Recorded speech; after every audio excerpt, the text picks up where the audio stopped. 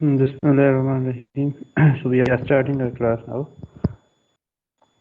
Yesterday we discussed about the fundamental principles in which we discussed about the scarcity, that how scarcity plays its role while setting the different parameters of the economics.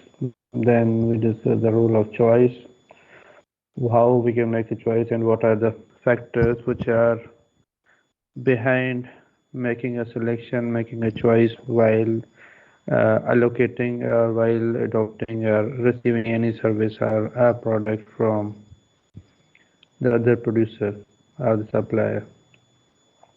उसके बाद scale of preference था that this is somewhat related with the choice, that how we prefer the different products or how we prefer different scales, and that is basically your buying behavior. And you know that buying behavior varies from person to person, वो change होता रहता है, कोई वो fix नहीं होता buying behaviour.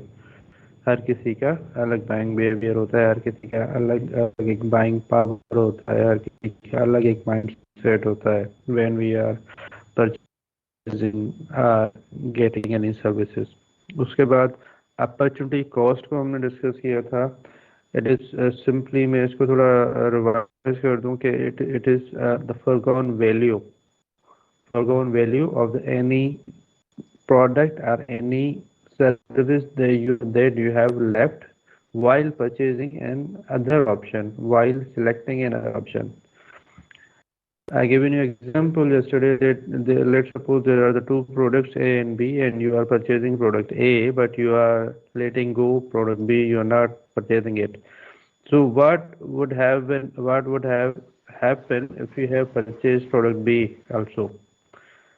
उससे फ़ायदा क्या होता आपको, क्या आपको यूटिलिटी मिलती है, आपको क्या सेटिस्फेक्शन मिलती.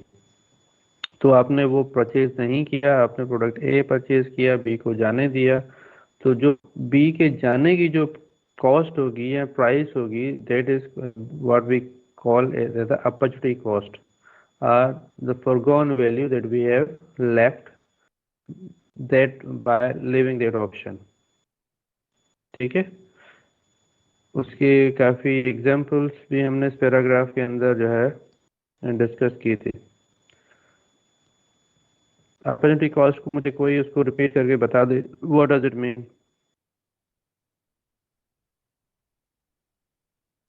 अपॉर्चुनिटी कॉस्ट मुझे बता दे कोई, ताकि मुझे पता चले कि आपको आइडिया इसका क्लियर हुआ है कि नहीं हुआ.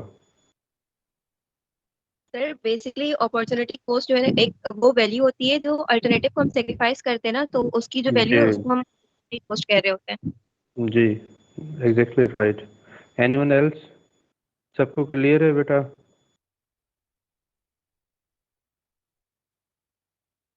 लड़के कहाँ गए हो सारे, सो गए क्या? Yes sir. सो गए हो?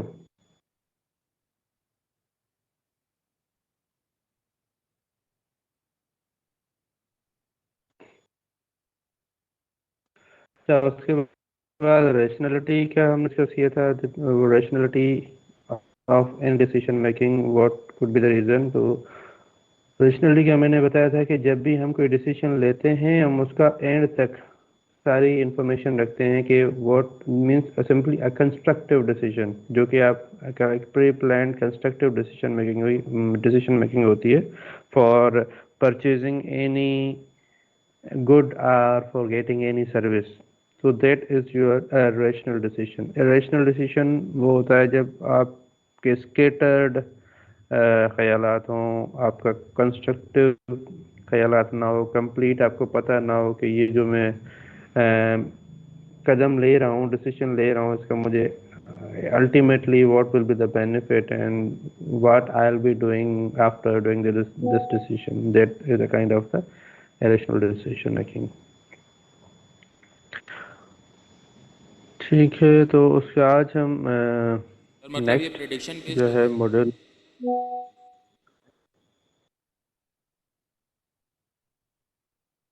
आपका सवाल समझ नहीं है क्योंकि आपके माइक का जो इको सेट किया हुआ है ना, वो बहुत ही सर ये डिफरेंट है. प्रेडिक्शन बेस्ड होता है. प्रिडिक्शन जी सर। क्या चीज़ प्रिडिक्शन बेस्ड होती है? जो अभी आपने रैशनैलिटी बताया। रैशनलिटी क्या मैंने बताया कि रैशनल डिसीजन, कल इसकी मैंने एक एग्जांपल भी दी थी। Let's suppose you are collecting the stones, you are piling up stones and you are bringing thinking that you will build a wall by collecting these stones. ठीक है, तो आपका शुरू से परचेजिंग से लेकर जो पहला डिसीजन था आखिर तक आपका क्लियर था कि मुझे करना क्या है। ठीक है, so that is rational approach when we are making the decision making. Rational में आपको पता नहीं होता कि आप कभी को क्या डिसीजन ले रहे हैं, कभी क्या डिसीजन लेते हैं। दैट इज मीन्स अनप्लान्ड और very scattered or very vague decisions we are making when we are uh, trying to purchase the products or trying to get the services from the different alternative options which are available. ठीक है, so that kind of approach is showing a rationality approach. बस ये याद रखना, rationality जो होती है वो कंस्ट्रक्टिव होती है और वेल स्ट्रक्चर्ड होती है डिसीजन मेकिंग। जो रेशनल अप्रोच होता है डिसीजन मेकिंग का वो कंस्ट्रक्टिव नहीं होता और अनस्ट्रक्चर्ड टाइप होता है। ठीक है, जी सर। तो अभी मॉड्यूल 2 यहाँ पर आपको नज़र आ रहा होगा, that is Holi related with your demand and supply. तो शुरू से जो हम बेसिक कंसेप्ट थे रिलेटेड टू द इकोनॉमिक्स उनको हम कवर करते आ रहे हैं, बेसिक कंसेप्ट को कवर करते आ रहे हैं। आहिस्ता आहिस्ता हम मेजर जो हैं आपके टॉपिक्स, जैसे आपका डिमांड एंड सप्लाई हो गया, प्राइस फ्लक्चुएशन हो गई, सेटिंग द प्राइस हो गया, मार्केट्स हो गए, मार्केट की नेचर क्या है, सर्कुलर इकोनॉमी का कंसेप्ट क्या है, अभी उनके तरफ हमारे साथ जो है मूव कर रहे हैं। तो आज जो हम स्टार्ट कर रहे हैं that is one of the core topic of your economics, that what we call it is the demand and supply. So generally if we see the demand and supply both are interdependent. ठीक है, अगर sometimes they can be directly proportional, sometimes they could be inversely proportional. So their relationships could affect their occurrence also. अगर आपकी demand बढ़ जाती है तो आपकी सप्लाई भी बढ़ती है। ठीक है, but sometimes if your demand is increasing and you don't have stock enough to fulfill that demand, then your supply reduces. और जब सप्लाई रिड्यूस होगी, डिमांड बढ़ जाएगी किसी भी चीज की, तो क्या होगा? रेट हाई हो जाएंगे सर। प्रोडक्शन कम हो रेट बढ़ जाएगी। जाएंगे, प्राइस ऊपर चली जाएगी। ठीक है, so it is very much necessary कि you should maintain the market equilibrium. Equilibrium यानी कि आपने एक बैलेंस रखना है। ये मार्केट इक्विलिब्रियम भी आगे आएगा, उसको भी हम डिस्कस करेंगे। तो उसका काम ही यही होता है, उसके जितने भी स्टेक होल्डर्स हैं, टू मेंटेन और मैनेज इक्विलिब्रियम और to manage the demand and supply chain. तो उसमें जितने भी स्टेक होल्डर्स हैं, वो स्टेक होल्डर्स आपके जो है मेन जो होते हैं, आपके जो प्रोड्यूसर्स होते हैं, मैन्युफैक्चरर्स होते हैं।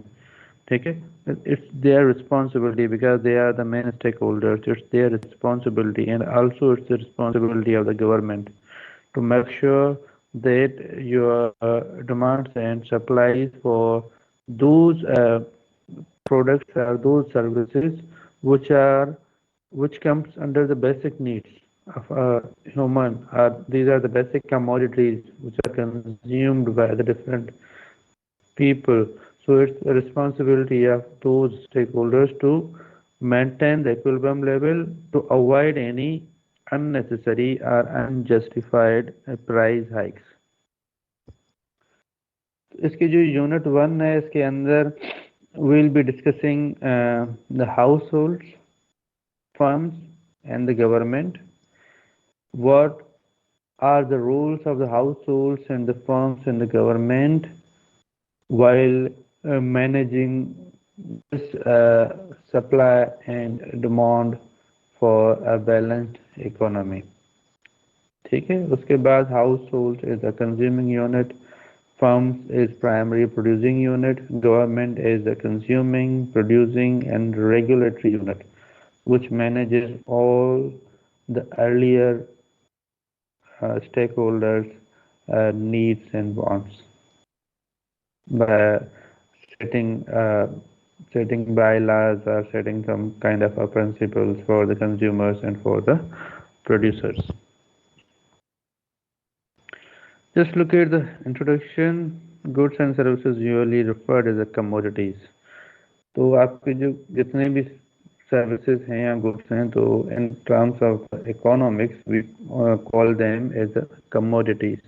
ठीक है, are produced by the firms while household individuals are the consumers of the commodities. तो जितने भी goods and services हैं उनके जो producers हैं, producing units or producing agents are your firms. firm यानी कि कोई भी कंपनी, कोई भी इदारा, कोई भी ऑर्गेनाइजेशन जो वो सर्विस या जो वो प्रोडक्ट प्रोड्यूस कर रहे हैं, ठीक है।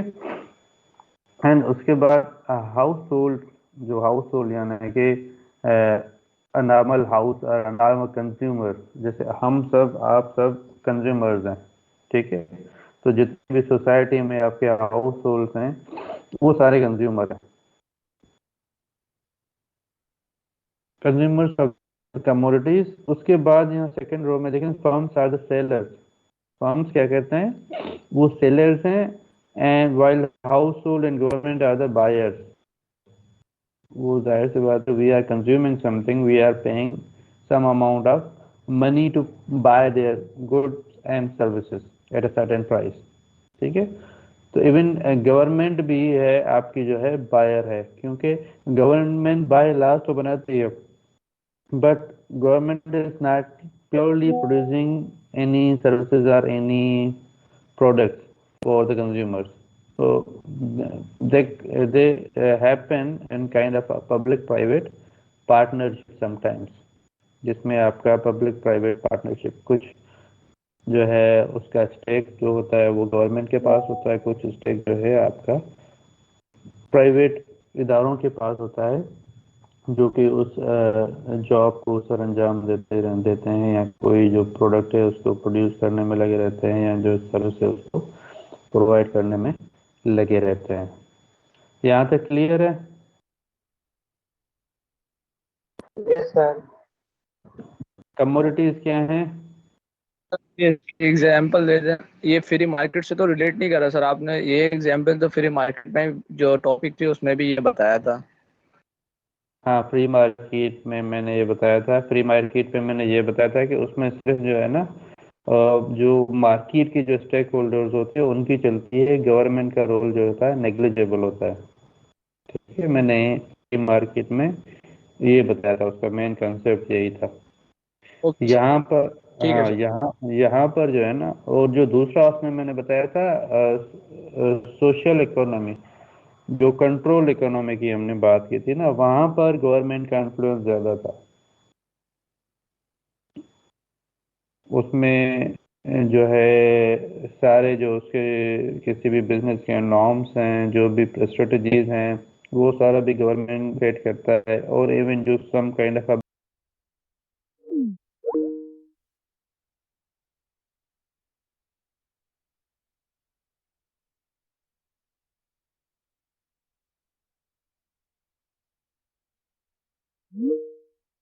मार्केट्स होते हैं उनके अंदर, जिसको आप सोशलिस्ट इकोनॉमी हम कहते हैं। जो कैपिटलिस्ट इकोनॉमी थी उसके अंदर फ्री मार्केट्स का कंसेप्ट होता है, और उसमें गवर्नमेंट का जो रोल होता है वो नेग्लिजिबल होता है। क्लियर है यहाँ तक? ठीक है, यस सर। उसके बाद जहाँ तक पहुंचे थे हम, अच्छा, firms are the sellers while households and governments are the buyers. Sellers and buyers exchange goods and services for money in place called the market. Market क्या होती है भाई? मार्केट वो जगह होती है जहाँ पर आपका सेल परचेज का जो है एक्टिविटीज टेक प्लेस कर रही होती हैं, ठीक है?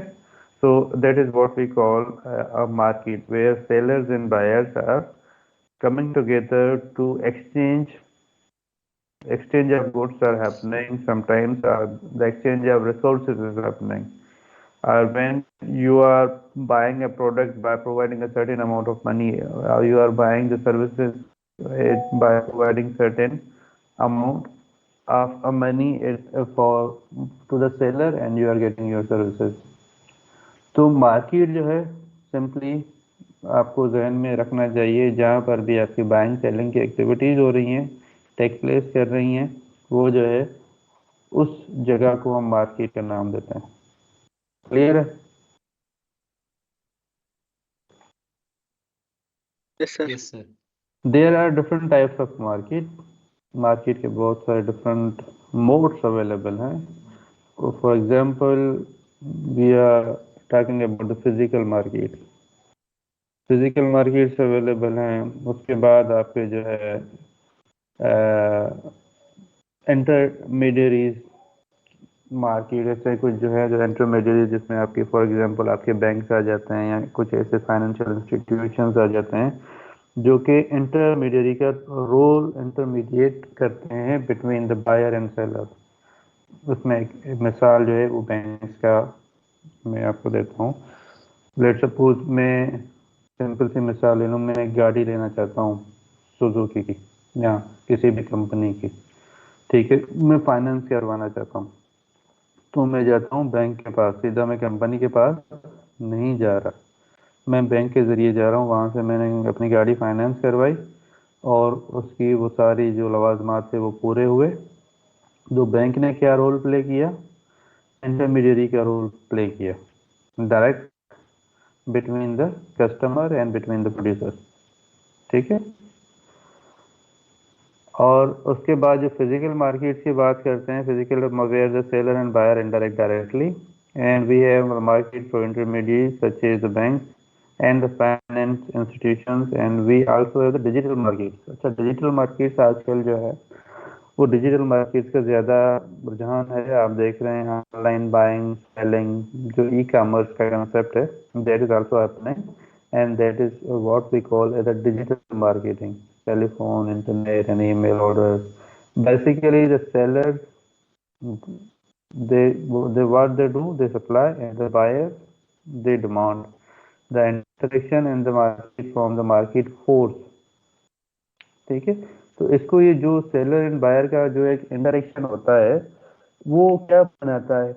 एक मार्केट फोर्स बनाता है, एक ट्रेंड सेट करता है, ठीक है? कि कौन सा प्रोडक्ट जो है ट्रेंडिंग है, कौन से प्रोडक्ट की डिमांड हाई जा रही है, कौन सा प्रोडक्ट जो है डाउनफॉल का शिकार है, कौन कौन से फ्यूचर्स हैं प्रोडक्ट्स या सर्विसेज के अंदर बहुत डिमांडेड हैं।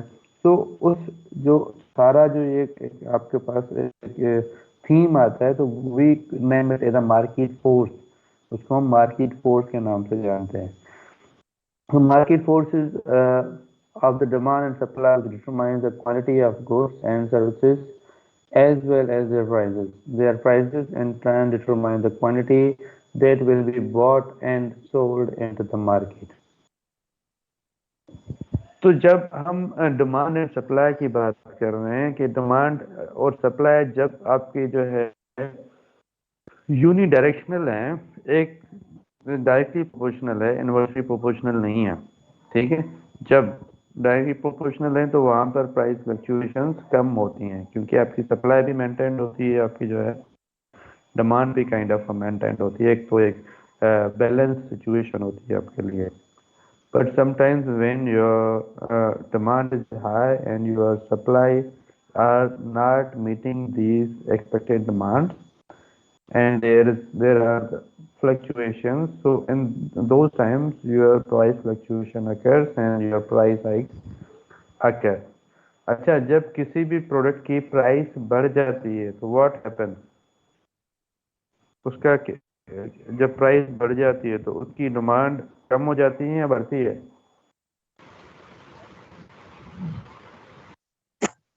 सर बढ़ जाती है। जब किसी प्रोडक्ट की प्राइस बढ़ जाती है तो उसकी डिमांड कम होती है, बढ़ती है? कम होती है सर कम डिमांड। होती है, कम होती है sir. That's the question mark that we have to think about it. कि बढ़ती है या कम होती है? Some of you maybe are having a mindset that demand बढ़ती है, and some of you are thinking that demand कम होती है जब किसी भी चीज़ की प्राइस बढ़ जाती है। ठीक है? So actually these both situations can happen. Sometimes with the increase into the price, your demand also increases, and sometimes with the increase into the price, your demand decreases. अच्छा, अब increase कब होती है और decrease कब होती है? For example, increase का आप scenario पहले discuss कर लेते हैं कि increase कब होती है. For example, when your products or services which you are looking for, these are the basic needs. These are not wishes, these are not just only unexpected wants. These are the basic needs for which the prices are increased. तो उस situation में आपकी जब price बढ़ती है तो लोग aggressive buying करते हैं। ठीक है, एग्रेसिव बाइंग करते हैं तो उसमें जो है प्राइस भले बढ़ जाती है पर आपकी डिमांड भी बढ़ जाती है, लोग पैनिक हो जाते हैं। For example, consider the case of COVID-19. What happened during that time? Some of the basic essentials that we are consuming in our routine life. तो what happened कि लोग स्टॉक करना शुरू हो गए डिफरेंट कमोडिटीज का। जो आपका मास्क फॉर एग्जांपल आपका 10 रुपए का मिलता था, वो आपका जो है 50-60 रुपए का मास्क बन गया। क्या वहाँ पर डिमांड कम हुई उस चीज़ की उस टाइम में? No sir. डिमांड कम नहीं हुई, प्राइस बढ़ गई, डिमांड भी बढ़ गई। Because Yes. these were some of the basic commodities, or these were some of the kind of basic essentials during that specific period of time. तो उसमें जो है दोनों चीज़ें बढ़ी, लोगों ने एग्रेसिव बाइंग की, लोग पैनिक हो गए, लोगों के पास जितना जो है बाइंग पावर था उससे भी आगे बढ़ के उन्होंने परचेजिंग कर ली, just to secure themselves or to secure their families. ठीक है, but sometimes when your price increases and your demand decreases, in such cases कि वो जो commodities हैं वो आपके जो है basic needs ना हो, they could be your wants, they could be your wishes, but not the basic needs without which you have any kind of a survival risk. ठीक है, तो उन सिचुएशंस में जो है आपका क्या होता है, जब प्राइस बढ़ जाती है तो उसकी डिमांड कम हो जाती है। फिर सेकंड एग्जांपल आप देख लें कि majority of the people are not buying the gold nowadays. नहीं परचेज कर रहे भाई, ऊपर हो गया 5.5 लाख का एक जो है 10 ग्राम आपका सोना हो गया या 12 ग्राम। So because of that reason, people are not purchasing it, and instead they are looking for the other alternative options where they can invest such amount of money.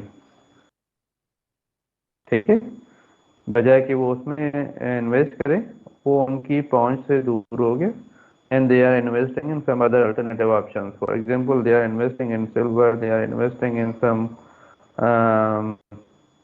other financial institutions where they can get a good profit paid on monthly basis or on the daily basis.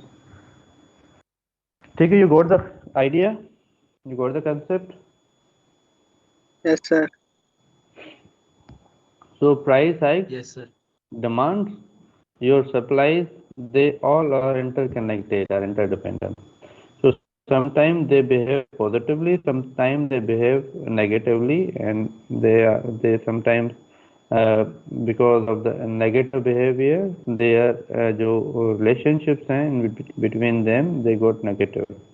and due to such situations, the market balance or the market equilibrium get affected. और जब आपका market equilibrium position affected होगी तो सारी चीज़ें disturb हो जाती हैं। वो आपका भले प्रोड्यूसर हो, भले आपका जो बायर हो या जनरल पब्लिक हो, सब डिस्टर्ब हो जाते हैं जब मार्केट के अंदर इक्विलिब्रियम एग्जिस्ट नहीं करता। उसके बाद the three elements that I told you that we are going to discuss, that is the role of households, the firms, and the government. So modern economies features a synthesis of two or more economic systems. Eight economies fall usually at the same point. We discussed four types of the economic systems, जिसमें अगर आपको पूछूं कि कौन कौन से, तो मुझे वो चारों के नाम बता दें ताकि आपका थोड़ा ज़हन नशीन हो जाए दोबारा से, जिनको याद नहीं है। कौन से सिस्टम थे चार जो हमने इकोनॉमिक सिस्टम्स पढ़े थे?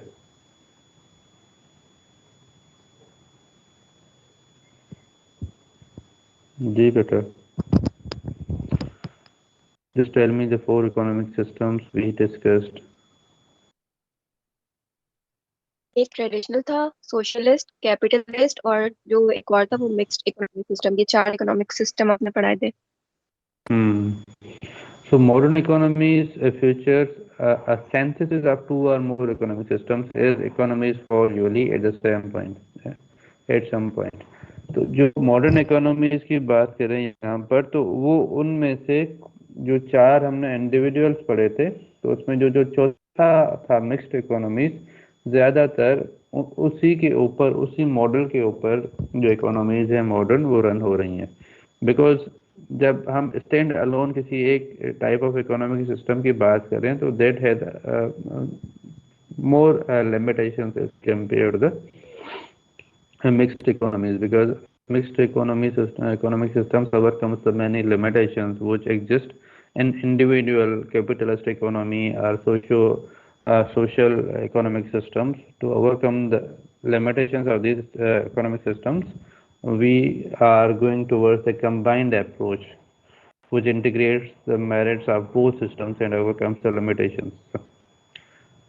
The government works with the private sector, but sometimes the two compete for the same limited resources.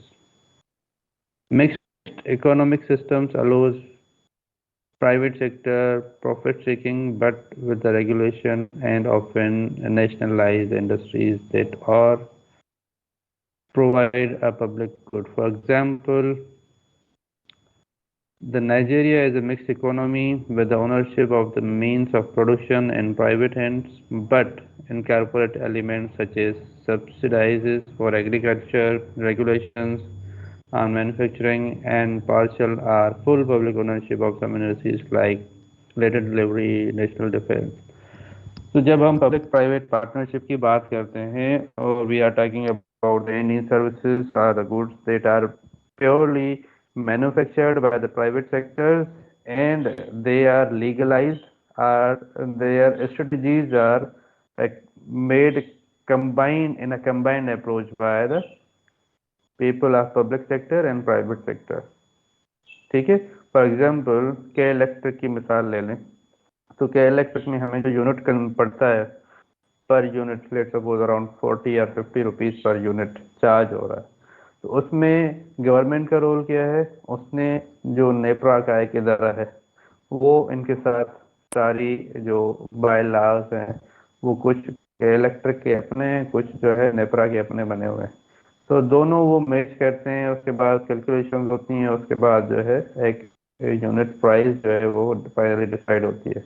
अगर यूनिट प्राइस बहुत ही हाई हो जाती है तो उसमें फिर गवर्नमेंट क्या करती है कि आपको सब्सिडीज देती है थ्रू कंपनी, कि अगर लेट सपोज आपका भाई एक नॉर्मल यूजर है जिसके जो है ना 100 यूनिट्स कंज्यूम होते हैं पर मंथ, तो 100 यूनिट्स वाले को उन्होंने कहा, गवर्नमेंट ने कहा है कि उसको आप सब्सिडाइज करें। उसको जो है पर यूनिट आप 50 रुपए का चार्ज मत करें, उसको जो है आप जो है 20 रुपए का चार्ज करें। उसका जो डिफरेंस है कौन पे करेगा? गवर्नमेंट पे करेगी। ठीक है, तो ये जो स्लेब सिस्टम है ना हमारे पास, फॉर एग्जांपल कि 100 यूनिट्स, 200 यूनिट्स, 300 यूनिट्स, तो जितना आप ऊपर जाओगे तो उतना आपका यूनिट महंगा होता जाता है, और जितना आप नीचे आओगे तो आपका जो पर यूनिट कॉस्ट है, चार्जेस होती हैं वो कम होती हैं, वो सब्सिडाइज्ड रेट होता है।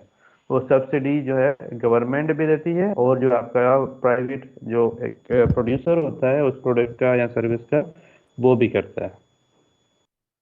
ठीक है, क्लियर है ये concept? Yes, sir. Yes, sir. In fact, all non-historical and modern economies fall somewhere on the continuum of the mixed economies. Pure socialism and pure free markets represent theoretical constructs only. Means these are a kind of the ideal situations. जब हम capitalist या free market की बात करते हैं तो वो एक आइडियल सिचुएशन है, वो प्रैक्टिकली जो है इतने एप्लीकेबल कॉन्सेप्ट्स नहीं है। ठीक है, a mixed economy typically combines the features of market-based economy with a strong public sector, while most prices are set by supply and demand. The government will intervene in the economy by enforcing price floors or ceilings for a certain goods, or by directing public funds to a certain industries at the expenses of others. तो mix economy की हमने बात की, but still जो price mechanism है for the different goods and services, वो आपकी purely it depends about the supply and demand, कि मार्केट के अंदर सिचुएशन क्या है। वही बेसिकली प्राइस जो है डिसाइडिंग फैक्टर वही होता है, आपका सप्लाई एंड डिमांड की अवेलेबिलिटी। उसमें गवर्नमेंट इंटरवेन करती है, पर इतना वो रियलिस्टिक नहीं होता। फिर वो जो है ताजरों की हड़तालें हो जाती हैं, जो डिफरेंट प्रोड्यूसिंग यूनिट्स हैं, कंपनीज हैं, बिजनेस ओनर्स हैं, उनके जो है फिर स्ट्राइक्स हो जाते हैं, प्रोटेस्ट करते हैं कि अगर गवर्नमेंट उनको बोलती है कि भाई ये जो आप प्रोडक्ट सेल कर रहे हो, ये आपको 50 रुपए का सेल नहीं करना, you have to sell it at 30 rupees. ये ठीक है, तो जो हड़तालें करते हैं इससे फायदा होता है?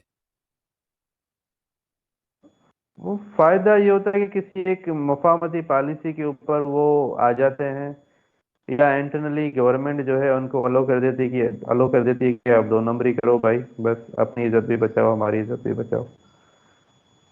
ठीक है, जैसे फॉर एग्जांपल दूध वालों की आए दिन जो है, अभी तो एक साल से रेट रिवाइज नहीं हुए, पर उनका क्या होता है कि वो प्राइस रिवाइज करते रहते हैं, फिर स्ट्राइक कर देते हैं, ट्रांसपोर्टेशन वाले अलग स्ट्राइक कर देते हैं, बिजनेस जो ओनर्स हैं कंपनीज वाले वो अलग स्ट्राइक कर देते हैं, अपनी कंपनीज बंद कर देते हैं कि हमारे ऊपर जो टैक्सेस हैं उसको रिड्यूस किया जाए।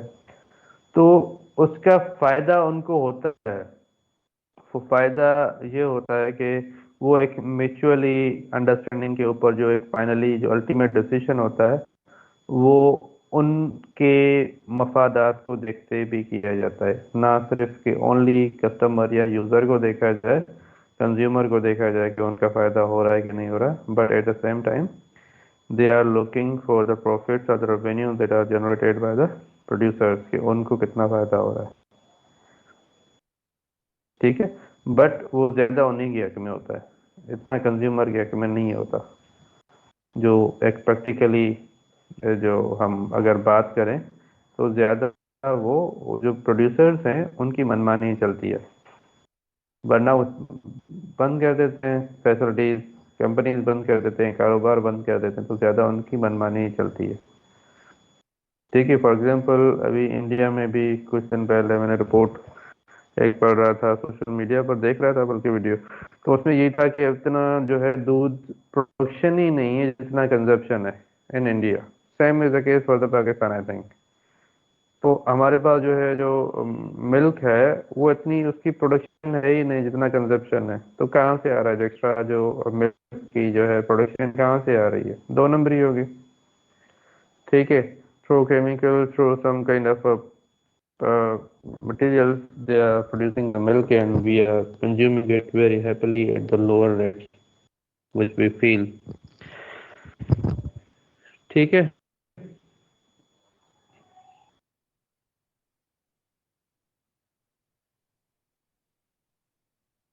तो समटाइम्स उसमें जो हमने बात की थी कि डायरेक्टिंग पब्लिक फंड, जो सब्सिडीज होती हैं, जब गवर्नमेंट किसी भी प्रोडक्ट या किसी भी सर्विस के रेट्स को थोड़ा कम करवाना चाहती है, तो उसमें वो जब प्रोड्यूसर नहीं मानता तो उसको जो है वो गवर्नमेंट अपने तौर पर फ्रॉम सरकारी खजाना वी से वो उसको सब्सिडाइज करते हैं, उसको जो एक्स्ट्रा चार्जेस होते हैं वो गवर्नमेंट खुद पे करती है प्रोड्यूसर को। यहाँ तक क्लियर हुआ? सर हमारे यहाँ भी यही होता है, गवर्नमेंट पे करती है। किस पे? Yes sir. जी सर, मैं पूछ रहा हूँ कि हमारे यहाँ भी गवर्नमेंट पे करती है प्रोड्यूसर को।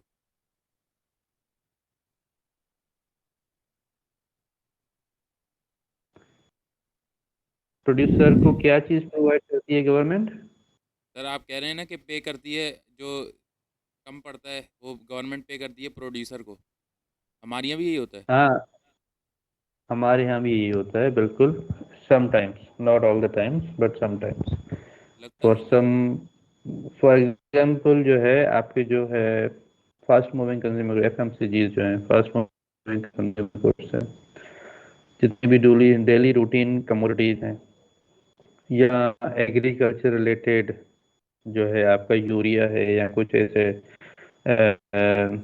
आलात हैं जो कि हम इस्तेमाल करते हैं फॉर एग्रीकल्चर, तो उसमें उनको उन महकमों को तरक्की देने के लिए उन इन्वेस्टर्स को समटाइम्स गवर्नमेंट जो है टैक्स जो रिबेट है वो बिल्कुल कम लगाती है उनके ऊपर, या उनको जो है इंपोर्ट की सहूलियत देती है कि आप ड्यूटी फ्री इंपोर्ट कर सकते हैं different kind of machinery or technology. They sometimes government offer them the free lands for the 5 years maybe, just to increase the investment of the foreign investors into the country. तो इस तरीक़ों से जो है ना गवर्नमेंट फैसिलिटेट करती है इन इदारों को जो प्रोड्यूसर्स होते हैं, ताकि वो आपके इकोनॉमी को स्ट्रेंथन कर सकें। और ये हर कंट्री के अंदर होता है, पर जो डेवलप्ड कंट्रीज हैं ज़्यादा, उसके अंदर वो जो पब्लिक का पैसा जो टैक्सेस के मद में जमा होता है, तो उससे वो कुछ जो ऐसे जो बेसिक नीड्स हैं या फैसिलिटीज़ हैं उसमें वो जो है गवर्नमेंट जो है सब्सिडाइज करती हैं फॉर द कंज्यूमर्स। क्लियर है?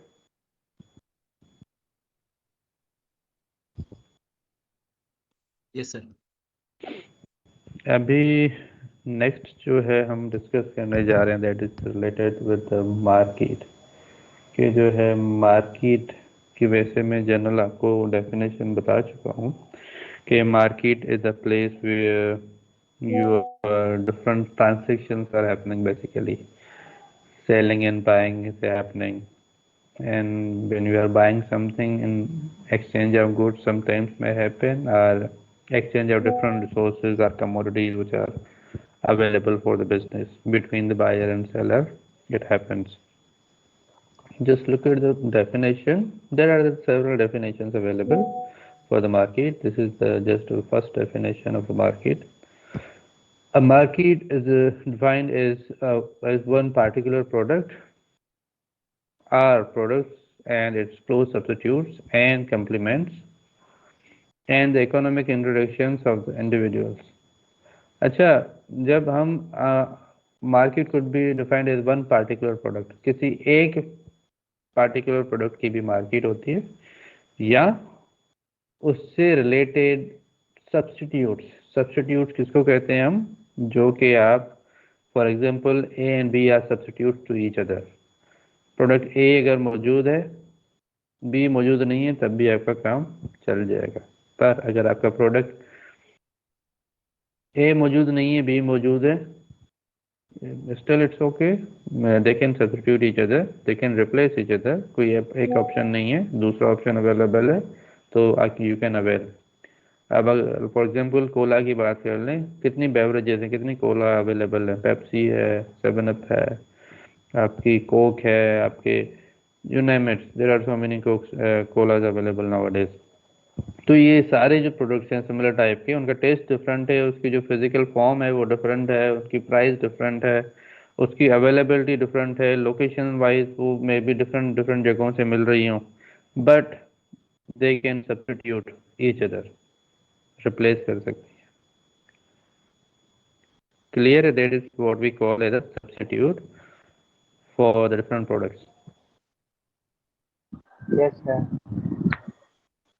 और उसके बाद and it's slow substitutes and complements. Complements यानी कि जो एड ऑन्स आप कर सकते हैं. फॉर एग्जाम्पल आपने किसी रेस्टोरेंट पर आप गए, जो मेजर कोर्स आपने मंगवाया उसके साथ फिर एड ऑन्स आपको एक मिलते हैं फ्री के, जिसको साइट्स भी बोलते हैं कि भाई एक आपने ये मेजर कोर्स परचेज किया, उसके साथ आपको 2 साइट्स फ्री हैं. 2 साइट्स में क्या हो सकता है, आपके जो डिफरेंट जो है काइंड ऑफ रोल्स हो सकते हैं, चावल हो सकते हैं, तो उनमें से जो आप पसंद करें वो आप मंगवा लें. या अगर हम प्रोडक्ट की बात करें तो आपने प्रोडक्ट कोई परचेज किया, आपने आईफोन परचेज किया, तो आईफोन के जो है कम्प्लीमेंट्स क्या क्या हो सकते हैं. आईफोन का कवर हो सकता है, आईफोन का चार्जर हो सकता है, आईफोन के ईयरबड्स हो सकते हैं, आईफोन को जो है डिफरेंट यानी कि वो प्रोडक्ट्स, वो रिलेटेड कंपोनेंट्स जो उस प्रोडक्ट्स को वैल्यू ऐड कर सकें, उसके अंदर कंप्लीमेंट कर सकें, तो वो सारे जो है रेंज ऑफ प्रोडक्ट्स होते हैं. मुख्तलिफ कंपनीज जो हैं वो ऐसे कंप्लीमेंट्स या जो एड ऑन्स मैन्युफैक्चर करती हैं ताकि अपने जो मेजर प्रोडक्ट है उसकी जो है यूटिलिटी को बढ़ा सकें फॉर द कस्टमर. क्लियर है? Yes sir. आगे देखें. And the economics interactions of individuals who own, produce, trade and consume this product. So that is what we call as a market. The interaction between the individuals, producers, consumers, and what activity is happening, the exchange of goods and services by offering certain other resources in form of money, in form of other resources which could be traded or which could be exchanged. This definition is emphasized since it is not always obvious how generally the product should be defined. In pure sense of the product should be a homogeneous. Homogeneity is usually defined in terms of the form, place, time, position. So these are some of the characteristics. ठीक है, characteristics. जैसे मैंने बताया कि भाई substitute, एक product दूसरे product के लिए सब्स्टिट्यूट हो सकता है. ठीक है, उनकी शेप, फॉर्म क्या होता है, आपकी शेप होती है ना किसी भी प्रोडक्ट की, फिजिकल शेप. तो that forms could be different, place availability could be different, time of availability could be different, at the position, that how much you can get a full position or you can get a partial position. So all these things are basically defining the homogeneity of the product. Okay? For example, in some cases the product may be exactly the same as far as physical characteristics, that is a form, but may differ as far as its location. उसकी जगह जो है, availability है, वो different जगह पर है, और it's time of availability could be different. In many cases, close substitutes must be considered in analyzing a market, as with Coke and Pepsi. तो Coke and Pepsi जो है कौन से मार्केट के अंदर ज़्यादा अवेलेबल हैं, कोक किसके अंदर ज़्यादा अवेलेबल है, पेप्सी कौन से मार्केट के अंदर ज़्यादा अवेलेबल है, वो डिपेंड करता है आपके लोगों के बाइंग बिहेवियर के ऊपर, उनके जो है इंटरेस्ट के ऊपर, उनके लाइकिंग डिसलाइकिंग के ऊपर। तो बेसिकली ये क्या कहते हैं, जो सब्स्टिट्यूट प्रोडक्ट्स होते हैं उनके अंदर भी एक होमोजेनिटी, जो होमोजेनियस या का कंसेप्ट हम पढ़ते हैं ना, सिमिलरिटीज, तो वो वाली चीज़ें हमें कंसिडर करनी पड़ती हैं कि कौन कौन सी सिमिलरिटीज हैं जो कि हम फोकस करें और उसी के हिसाब से जो है हम मार्केट प्लेस को जो है डिज़ाइन करें, जहाँ पर different buying and selling activities जो है चलती रहें। यहाँ पर आप नीचे देखेंगे तो आपको for example consumer, product market, your business, your factor market में क्या क्या फैक्टर्स हो सकते हैं, what, how, when and for home. So these questions are basically related to the service, are related to the products which you are thinking to produce or you are thinking to offer. ठीक है? So this is a kind of a cyclic approach, which starts from the consumer, then it reaches to the consumer, and again it's a continuous cyclic process. Because why cyclic process? Because the consumer needs keep changing, the buying behavior of the consumers keep changing, so that is why we call it as a dynamic environment where the needs and the demands, buying behavior of the people, consumer keep changing.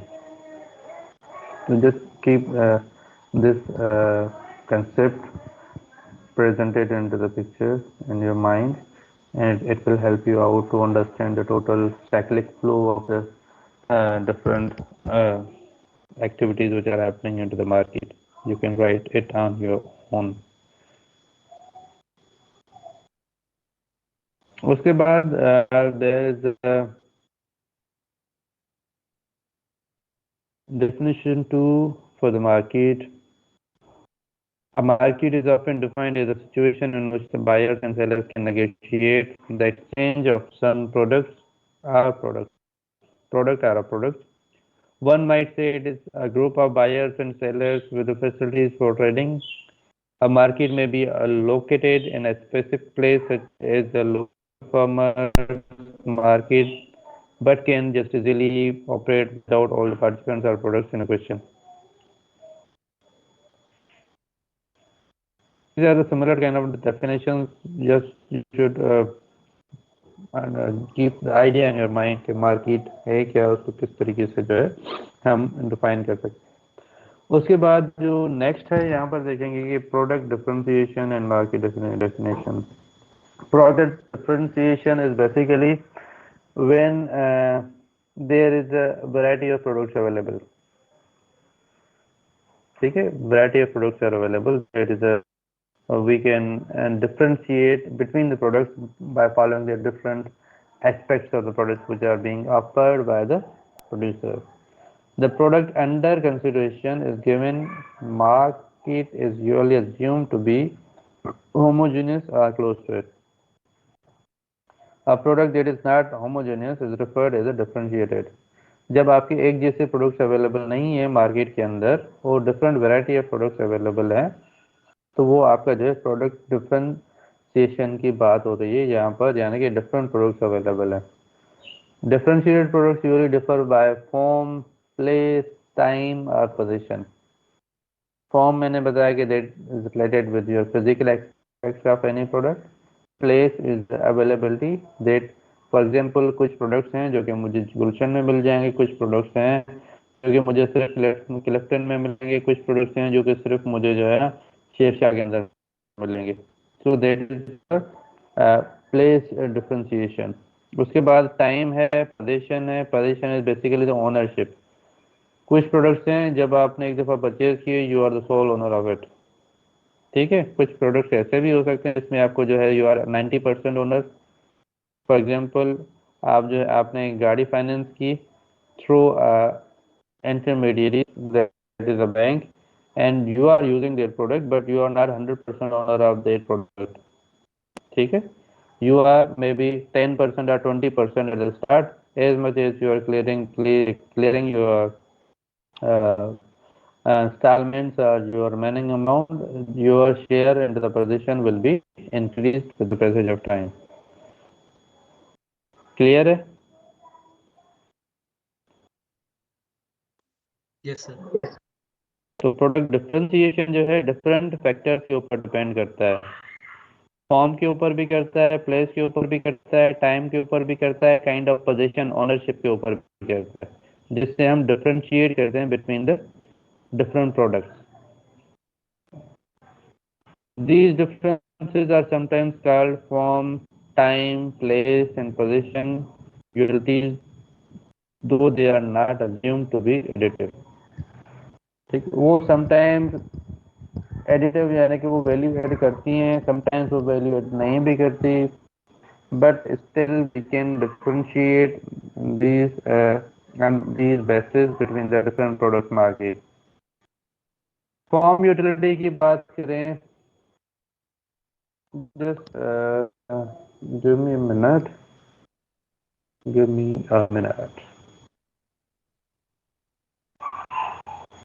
School से आ गए बच्चे, थोड़ा तंग कर रहे हैं, मैं थोड़ा साइड पे करके आओ।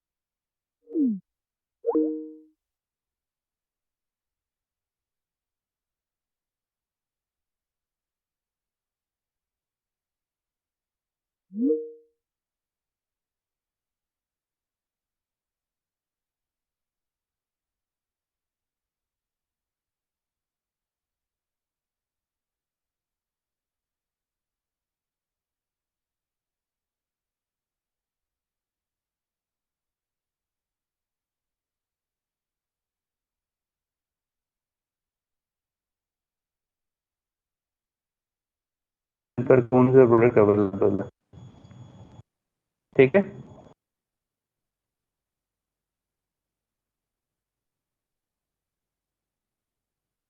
फॉर एग्जाम्पल फॉर्म यूटिलिटी में देख लें कि प्रोडक्ट से differ physically are said to be different to the form. For example Pepsi and Coke are two similar cola products but they differ at least to sensitive mouth physically enough that they are not considered the same product. Similarly, with the hamburger, Big Mac, Burger King, Whoppers are physically different. Form utility may also be in the eyes of a beholder. Processing is common way to change the form utility of product. जितने भी products सामने आए हैं, they could be the substitute for each other, substitute हो सकते हैं एक दूसरे के लिए।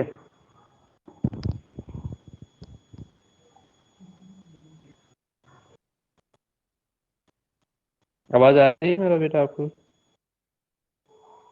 आ रही होगी, अगर मौजूद नहीं होंगे तो फिर नहीं आएंगे।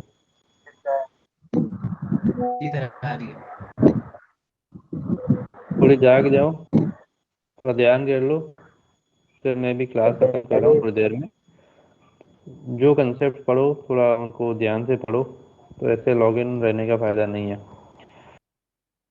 यहाँ पर देखो फॉर्म यूटिलिटी, फॉर एग्जांपल हमने यहाँ पर डिफरेंट प्रोडक्ट्स का जिक्र किया, पेप्सी एंड कोक का जिक्र किया, Big Mac and Burger King का जिक्र किया। तो ये जो है प्रोडक्ट्स एक दूसरे का सब्स्टिट्यूट हो सकते हैं, ठीक है। अगर आपको लेट सपोज बिग मैक नहीं मिल रहा, इट्स आल्सो बर्गर ब्रांड, और आप बर्गर किंग पर चले जाएं, वहाँ से ले लें, सब्स्टिट्यूट तो हो सकता है ना, but for it depends upon the user और द कंज्यूमर्स नीड्स। उसको बिग मैक का टेस्ट ज़्यादा बेहतर लगता है या बर्गर किंग का ज़्यादा लगता है, पेप्सी अच्छी लगती है या कोक का जो है कोला वो ज़्यादा बेहतर लगता है।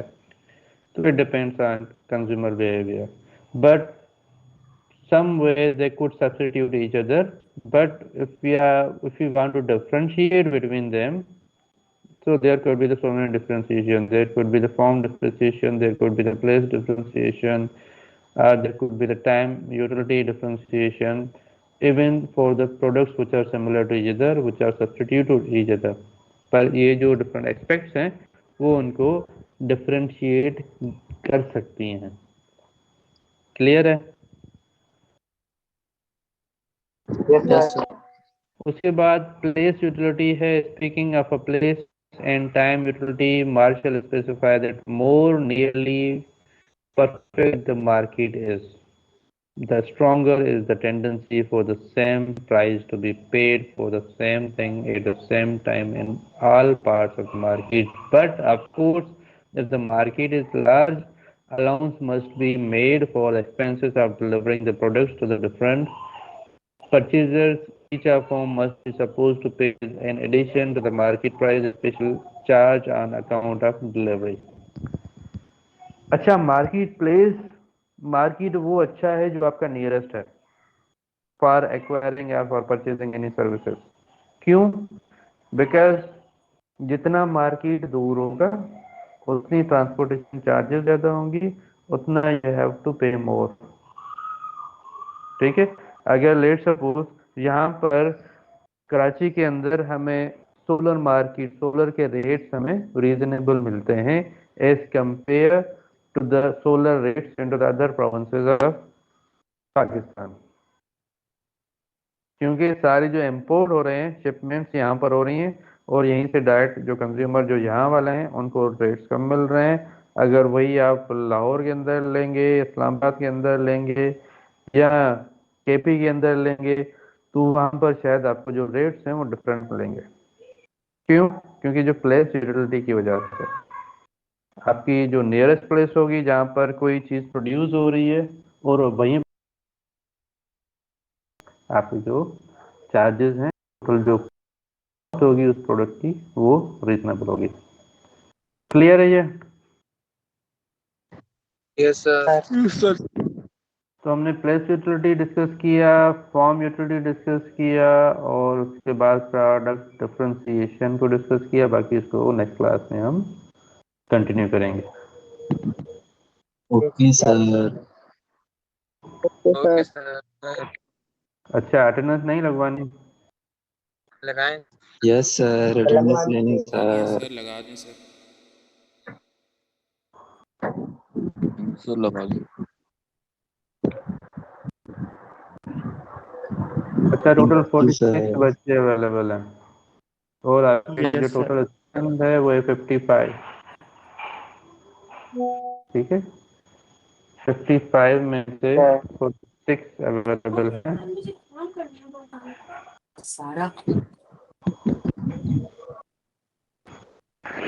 So just I'm telling you roll numbers and your attendance.